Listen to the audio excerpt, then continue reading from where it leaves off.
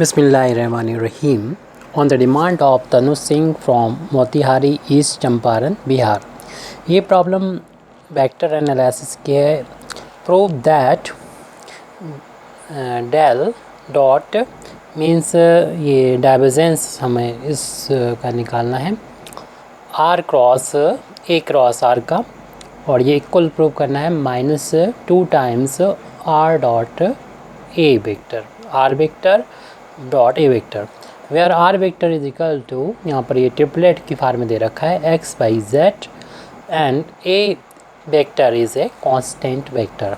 तो मैं इसको सॉल्व करने के लिए, इसके सॉल्यूशन के लिए सबसे पहले तो जो वैल्यू हमसे पूछी गई है यानी डेल वेक्टर अपनी मर्जी है लगाएं या ना लगाएं, अंडरस्टूड होता है, और वैल्यू है ये आर क्रॉस आर, इसकी वैल्यू हमको फाइंड करना है. तो सबसे पहले तो हम ये जो यहाँ पर स्केलर ट्रिपल प्रोडक्ट है वेक्टर ट्रिपल प्रोडक्ट है जिसकी वैल्यू होती है ए क्रॉस, हम यहाँ पर फार्मूला लिख दे रहे हैं बी क्रॉस सी. तो इसमें जो वेक्टर बाहर होता है, ये आपका क्वेश्चन है, ये हम यहाँ पर फार्मूला लिख दे रहे हैं जो यहाँ इस पर अप्लाई करेंगे वेक्टर टेबल प्रोडक्ट पर. तो ए वेक्टर जो बाहर है इस ब्रैकेट के, वो अब हमेशा ब्रैकेट के अंदर रहेगा, उसके साथ डॉट प्रोडक्ट होगा.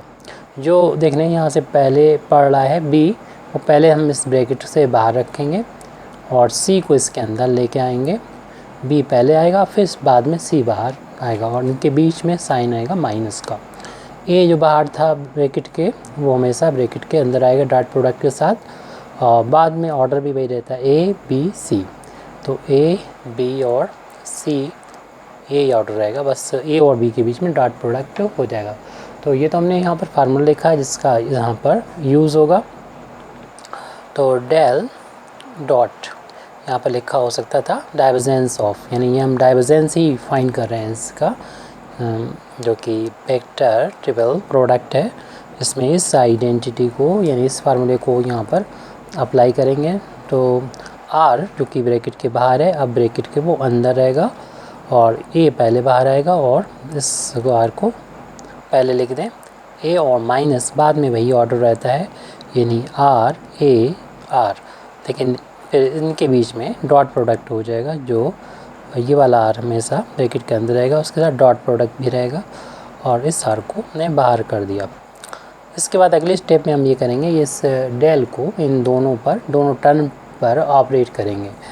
यानी डेल डॉट ये तो टर्म हो जाएगा, इसमें आर डॉट आर तो स्केलर है क्योंकि स्केलर प्रोडक्ट है ये, और इसमें वेक्टर ए से मल्टीप्लाई हो रहा है, और ये इनके इस वेक्टर पे ऑपरेट होगा, और ये डेल डॉट इस पर ऑपरेट होगा. तो माइनस ये वाला साइन है डेल डॉट इस वेक्टर पर, जो कि आर डॉट ए तो स्केलर है यहाँ पर, और आर दूसरा वेक्टर है. फिर इसके बाद हम इनकी वैल्यू, इन दोनों टर्म्स की वैल्यू अलग अलग फाइंड करेंगे, और यहाँ पर इक्वेशन नंबर 1 इसे डालने उसमें पुट कर देंगे. तो जिस वैल्यू को हमें फाइंड करना था वो आ जाएगा. तो इसके लिए हम सबसे पहले इस वैल्यू को फाइंड करेंगे. तो उसके लिए एक फार्मूला जो अप्लाई होगा उस दोनों ही जगह, उस फार्मूले को हम यहाँ पर पहले नोट कर दे रहे हैं. यानी डाइवर्जेंस ऑफ फंक्शन, दो फंक्शन का मल्टीप्लिकेशन है. एक फंक्शन यहाँ पर स्केलर है और दूसरा फंक्शन ये वेक्टर है. यहाँ पर फार्मूला हम लिख रहे हैं जिस फार्मूले का यूज़ करेंगे. तो पहले फाई ऐसे आ जाएगा, और डेल जो है वो ए वेक्टर के साथ में आ जाएगा, फिर प्लस आपकी ए वेक्टर ऐसे ही आएगा, और डेल जो है वो फाई के साथ में आएगा. तो डेल जब फाई के साथ में आएगी, ये है वेक्टर और ये स्केलर, तो इस तरीके से यानी ये ग्रेडियंट कहलाता है और ग्रेड कहलाता है शॉर्ट में कहें तो.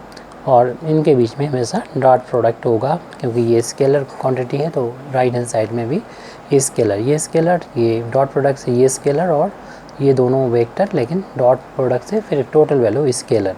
तो इस फार्मूले का यूज़ करते हुए इन दोनों वैल्यू जो इक्वेशन नंबर 1 के दो टर्म हैं उनकी वैल्यू को फाइंड करने में हम करेंगे। तो सबसे पहले हम इस वैल्यू को निकालेंगे फर्स्ट टर्म जो लिखा था पीछे इक्वेशन नंबर 1 में, यानी उसके लिए फॉर आर डॉट, यानी हम डेल को भी लिखें, यानी डेल डॉट आर और यहाँ पर था ए। तो इस वैल्यू को फाइंड करने के लिए देखिए इससे कंपेयर करें, स्केलर हमारा ये है आर डॉट आर, वो फाई के इक्विवेलेंट हो जाएगा। तो यहाँ पर हम ले लेते हैं टेकिंग फाई को ले लेते हैं यहाँ पर आर डॉट आर, और यहाँ पर वेक्टर ए जो है वो हमारा स्मॉल ए के इक्वल है। तो इस फार्मूले को पर जब अप्लाई करेंगे तब डेल डॉट आर जिसकी वैल्यू हमको फाइंड करना फर्स्ट टर्म है इक्वेशन नंबर 1 का, तो उसको इस फार्मूले के अकॉर्डिंग लिखेंगे। फाई की जगह पर हम लिख देंगे आर डॉट आर। इसके बाद डॉट प्रोडक्ट लेना है डेल का, डेल के साथ ए का, ये मतलब वेक्टर हमारा ये वेक्टर ए वेक्टर है, और प्लस ए तो हमारा स्मॉल ए है, डॉट फिर ग्रेडियंट फाइंड करनी है स्केलर की, और स्केलर जो है वो हमारा फाई जो है वो आर डॉट आर है, आर डॉट आर वेक्टर। तो इसको सॉल्व करना होगा।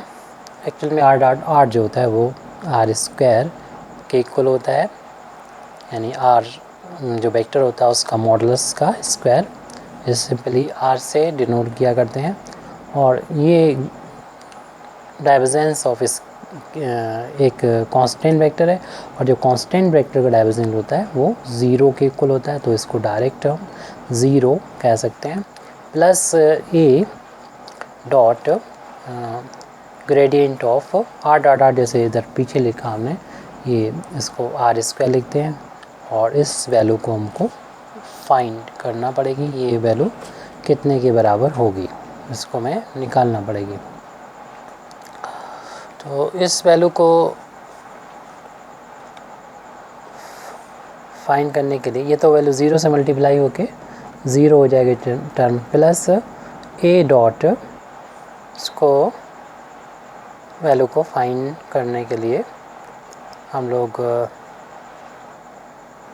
इसको ओपन करके लिखें। डेल की वैल्यू होती है i del over del x plus j cap del over del Y plus k cap del over del z, और यहाँ पर आर स्क्वायर से मल्टीप्लिकेशन तीनों टर्म में कर देंगे। तो ए डॉट इसका अंदर ये मल्टीप्लाई करेंगे तो वैल्यू हो जाएगी i cap del over del x r square plus j cap del over del y r square plus k cap del over del z r square. हम यहाँ पर जब डिफ्रेंशिएट करेंगे, पार्शियली डिफ्रेंशिएशन हो रहा है यहाँ पर आर स्क्वायर का एक्स के रिस्पेक्ट में, तो पावर आगे जाएगी, और जितनी भी पावर इसमें से एक कम, यानी 2 से कम 1 करेंगे, और फिर दोबारा से आर का डिफ्रेंशिएशन किया जाएगा एक्स के रिस्पेक्ट में, तो del are over del x आ जाएगा। इसी तरीके से बाकी दोनों टर्म बचे हुए हैं उनको भी लिख देंगे, या फिर हम लोग इस टर्म को ही लिखें और सिग्मा का यूज़ करें। लेकिन ऐसा नहीं आता तो फिर हम इस तरीके से भी कर सकते हैं, del are over del Y plus तीनों टर्म को लिख कर भी कर सकते हैं। तो 2r del are over del Z. अब नेक्स्ट टर्म स्टेप में, अगले स्टेप में 2r हम कॉमन भी ले सकते थे, लेकिन चलिए अभी बाद में ले लेते हैं। 2r आई कैप, 2r पहले लिख दिया आई कैप, और del are over del X की वैल्यू जो होती है वो एक्स अपान आर के इक्वल होती है। तो दूसरे वीडियो भी पढ़े उसमें हमने भी इसको बता दिया था कि del are over del X की वैल्यू किस तरीके से एक्स अपान आर के इक्वल होती है। 2r जे कैप और ये वैल्यू वाई अपान आर के equal, similarly 2r K cap और ये वैल्यू z अपान आर के इक्वल होगी। अब यहाँ से हम आज से आप देख रहे हैं कैंसिल भी होता हुआ नज़र आ रहा है, ऊपर नीचे कैंसिल कर देंगे। 2 को यहाँ से कांस्टेंट है, कॉमन है, और बाहर लेंगे डॉट यहाँ पर, और फिर उसे बिल्कुल बाहर भी लिख सकते हैं क्योंकि स्केलर है, और डॉट प्रोडक्ट जो होता है वेक्टर के लिए ही डिफाइन है। तो हमारे पास बचेगा अब एक्स आई कैप प्लस वाई जे कैप प्लस का जेड के कैप। और ये वैल्यू हम लोग जानते हैं कि आर के बराबर होती है टू ए डॉट आर, तो इसको हमने ए डॉट आर लिख दिया। ये एक्चुअल में वैल्यू लिख ली है। इक्वेशन नंबर जो फर्स्ट था हमारा उसमें डेल डॉट आर इंटू ए, इसकी वैल्यू निकल आई। ऐसे हम इक्वेशन नंबर 2 डाल दे रहे हैं। अब इक्वेशन नंबर फर्स्ट का जो सेकंड टर्म है उसकी वैल्यू हम फाइंड करेंगे, यानी हम निकाल रहे हैं फॉर, यानी डायरेक्ट वैल्यू लिख रहे हैं। Del dot are dot A था और उसमें आर वेक्टर का मल्टीप्लिकेशन हो रहा था।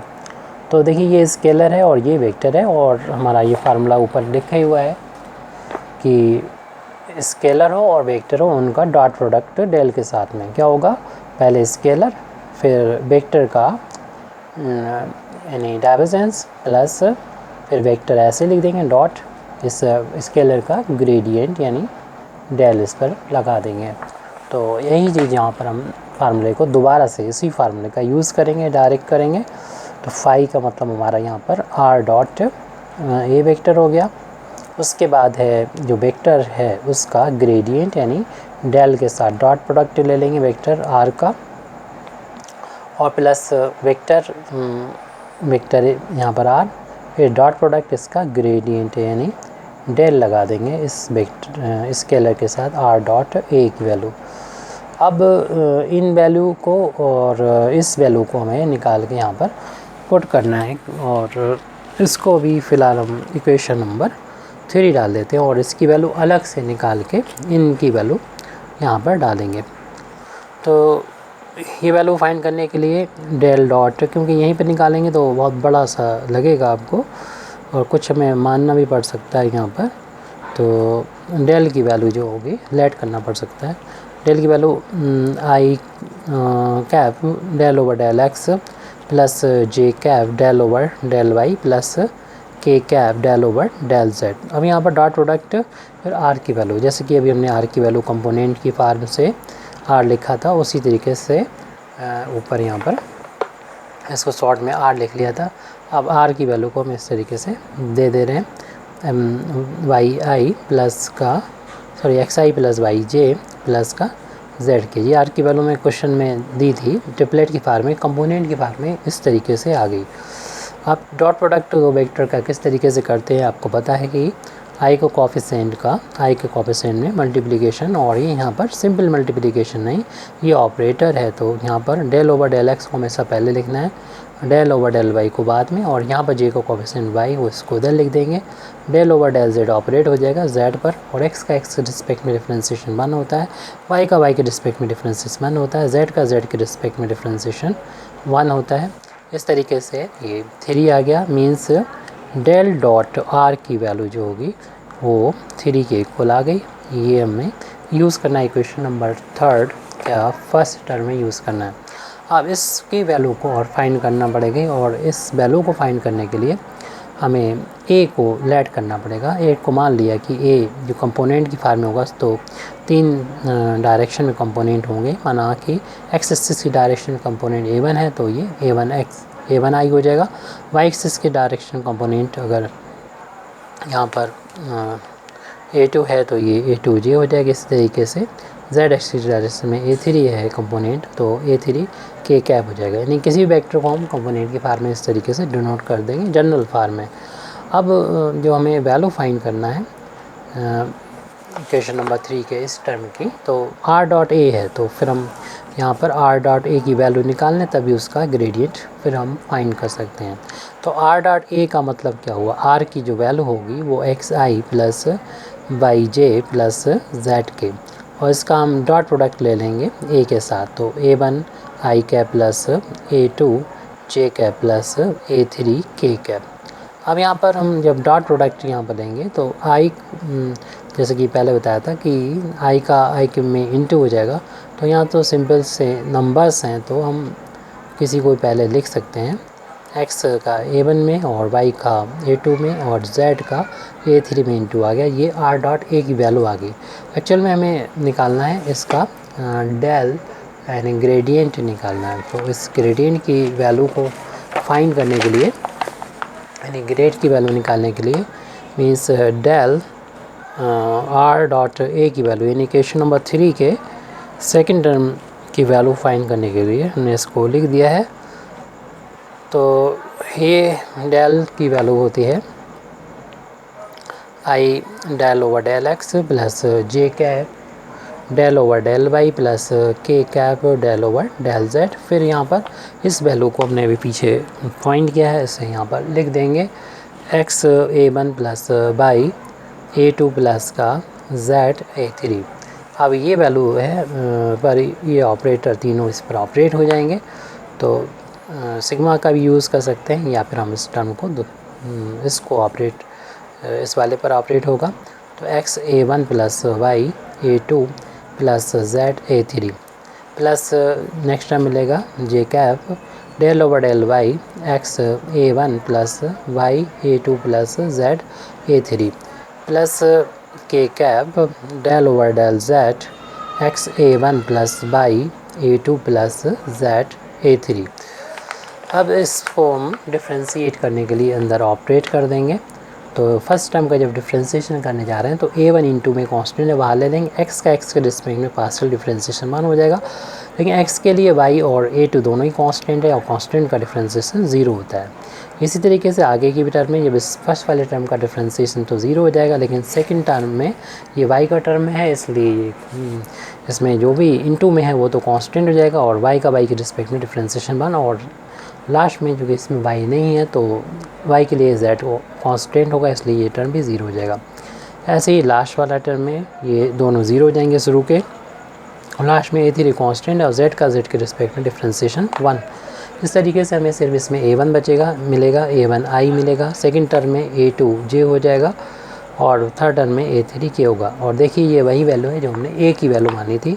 इस तरीके से हमने जो वैल्यू फाइंड की है, यानी डेल आर डॉट ए इसका ग्रेडियंट निकाला है, ग्रेड निकाला है, तो वो वैल्यू ये वैल्यू a के बराबर ही आई है। तो इन सारी वैल्यूज़ का हम इक्वेशन नंबर 3 में यूज़ करेंगे। चाहे तो हम इनको इक्वेशन डाल दें, यानी ये भी इक्वेशन जो आया है इसे इक्वेशन हम 5 डाल दें, और इससे पहले एक इक्वेशन और आया था जो हमने डेल डॉट आर की वैल्यू निकाली थी, तो इसे 3 आया था ये, तो इसे इक्वेशन नंबर 4 डाल देंगे। तो इक्वेशन नंबर 3 में ये वैल्यू दोनों की वैल्यू पुट कर देंगे तो हमें इक्वेशन नंबर 1 के जो सेकंड टर्म है उसकी वैल्यू मिल जाएगी। तो equation number from equation number 3, 4 and 5 इन तीनों इक्वेशन से हम वैल्यू निकालने में कामयाब हो चुके हैं। Del dot are dot a और vector r is equal to r dot a, first factor था फर्स्ट टर्म का तो उसको लिख दिया, और डेल डॉट आर की वैल्यू भी निकाली थी इक्वेशन नंबर 4 से, इसकी वैल्यू 3 के इक्वल आई थी। फिर प्लस है और आर डॉट, फिर इक्वेशन नंबर 5 से इसकी वैल्यू जो आई है वो a के बराबर आई है। इस तरीके से हम 3 को अगर पहले लिख दें तो 3 टाइम्स ये आर डॉट ए आया हमारा, और ये यहाँ पर आर डॉट ए है, एक्चुअल में ये 1 टाइम्स है, तो 3 टाइम्स 1 टाइम्स ये 4 टाइम्स हमें आर डॉट ए मिल चुका है। ये वैल्यू आई है del dot are dot A vector R. Actual में ये इक्वेशन नंबर 1 का सेकंड टर्म की वैल्यू है। अब हम इसे इक्वेशन नंबर 6 डाल देते हैं, और हम इक्वेशन नंबर 6 का और इक्वेशन 2 का और इक्वेशन 1 का यूज़ करेंगे, यानी इक्वेशन नंबर 1 में ये वैल्यू पुट कर देंगे। तो इस तरीके से हमें जो यानी फ्रॉम इक्वेशन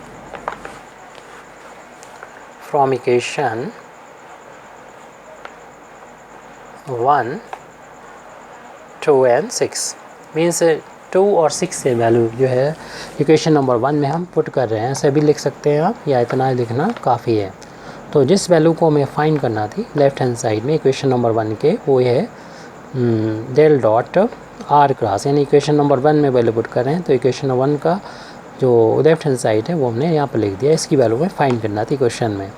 और राइट हैंड साइड में जो हमारा ये फर्स्ट टर्म यहाँ पर है इक्वेशन नंबर 1 का, ये हमने वैल्यू फाइंड की है इक्वेशन नंबर 2 में। तो वहाँ से ये वैल्यू है 2 टाइम्स ए डॉट आर के इक्वल है। फिर उसके बाद माइनस था तो माइनस का फाइंडिंग आया, फिर इसकी वैल्यू को रखना है हमको, और ये टोटल वैल्यू भी हमने इक्वेशन नंबर 6 में निकाली है।